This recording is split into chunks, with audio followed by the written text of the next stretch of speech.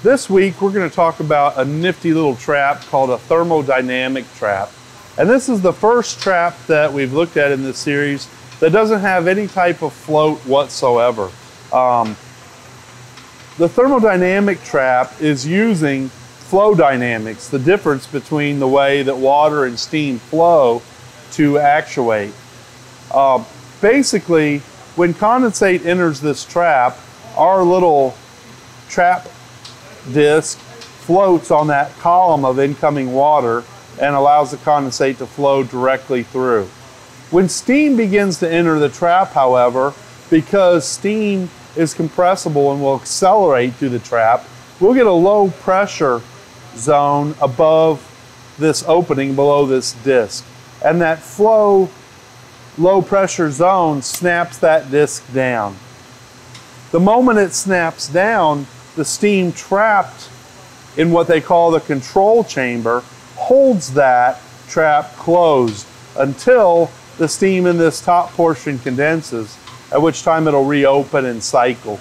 So this is a cycling trap. It's a great trap for steam tracing, for outdoor where there might be freeze hazards because it's basically freeze proof.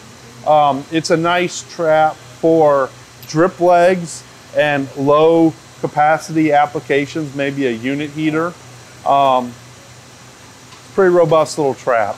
Let's take a look at how it operates with steam.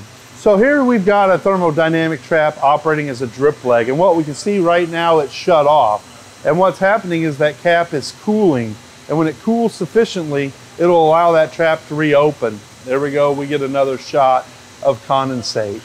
So this is an easy trap to troubleshoot because on medium to high pressure, this trap snapping closed will actually be audible over ambient noise. So it doesn't really require any special testing tools at all.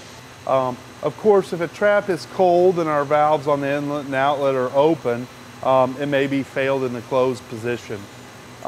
It's easy to tell if these are working because really if you're in the vicinity of the trap, you'll hear it cycle. And by cycle, I basically mean every 30 seconds to 1 minute, you'll hear the trap open, a rush of condensate, and a click or snap as the trap closes again. So if it's cold, we know we've got a problem.